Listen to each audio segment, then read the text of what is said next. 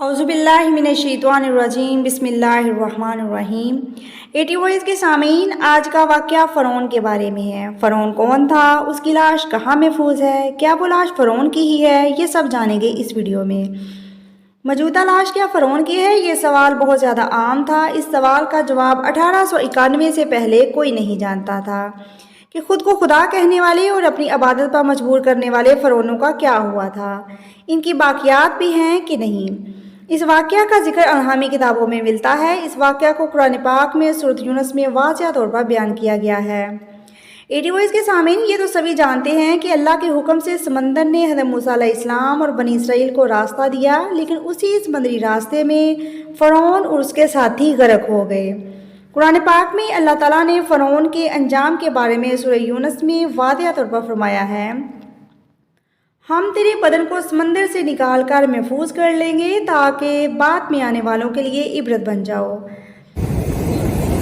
یہ واقعہ آج سے 3500 سال پہلے پیش آیا۔ فرعون کے ڈوب مرنے کے بعد سمندر نے اللہ کے حکم سے اس کی لاش کو باہر پھینک دیا، جبکہ باقی لشکر کا نام و نشان نہ بچا۔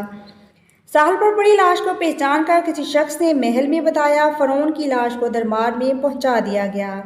وہاں اس کی لاش کو مسالے لگا کر تابوت میں محفوظ کر دیا گیا، لیکن ایک غلطی یہ ہوئی کہ لاش چونکہ بہت عرصہ سمندری نمکین پانی میں ڈوبی رہی تو اس کی لاش پر نمکیات کی ایک موٹی تہہ جم گئی۔ مصریوں نے اس کو صاف نہ کیا اور اس کی لاش کو ایسے ہی محفوظ کر دیا۔ وقت گزرنے کے ساتھ ساتھ زمین و آسمان میں بہت سے انقلاب برپا ہوئے، جن کی گرد کے نیچے سب کچھ چھپ گیا، حتیٰ کہ فرعون کی محفوظ شدہ لاش بھی زمین کی تہہ میں چھپ گئی۔ فرعونوں کے نام اور ان کی تعمیرات اور ان کی کتابوں تک ہی رہ گئے۔ اس واقعہ کے 2000 سال بعد اس دنیا میں اللہ کے پیارے رسول خاتم النبیین صلی اللہ علیہ وآلہ وسلم تشریف لائے۔ ان پر نازل شدہ کتاب قرآن مجید میں بڑی تفصیل سے اس کا ذکر ہے۔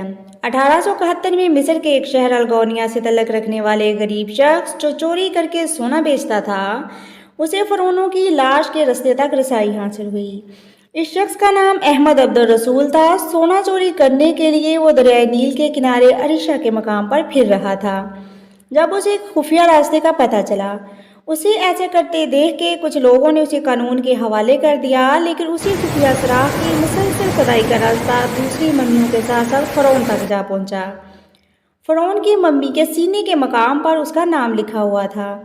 ماہرین ان ممیوں کو قاہرہ لے گئے۔ تفصیلی جائزہ لینے پر یہ سچ سامنے آئی کہ صرف فرعون کی ممی پر ہی نمکیات کی موٹی تہہ جمی ہوئی تھی۔ ایٹی وائس کے سامعین، یہ بات جان کر دنیا بھر کے ماہرین، آثار قدیمہ اور سائنسدان مصر کی طرف امڑ پڑے۔ مختلف ٹیسٹ کرنے کے بعد سائنسدانوں نے تصدیق کی کہ یہ فرعون کی ہی لاش ہے اور اسے عجائب گھر میں رکھ دیا گیا۔ 1982 میں فرعون کی ممی خراب ہونے لگی تو اس وقت کی مصری حکومت نے فرانس کی حکومت سے اپیل کی اور اسے خراب ہونے سے بچایا جائے۔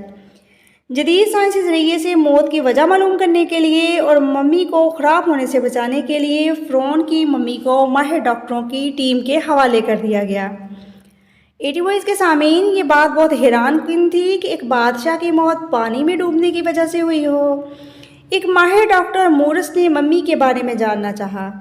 اسے علم تھا کہ یہ لاش ملی ہے جہاں سے وہ ایک اسلامی ملک ہے، اور اس ممی کی لاش کا ذکر مسلمانوں کی کتاب قرآن مجید میں موجود ہے۔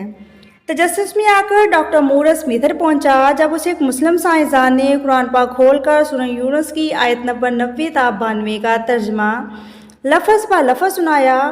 فرعون کا ڈوب کر مر جانا، لاش کا پھر سے مل جانا، لاش کو محفوظ کرنا اور جدید سائنسی دور میں اس کا محفوظ کیا جانا واضح تھا کہ تجھے بعد میں آنے والوں کے لیے عبرت کا نشان بنا دوں گا۔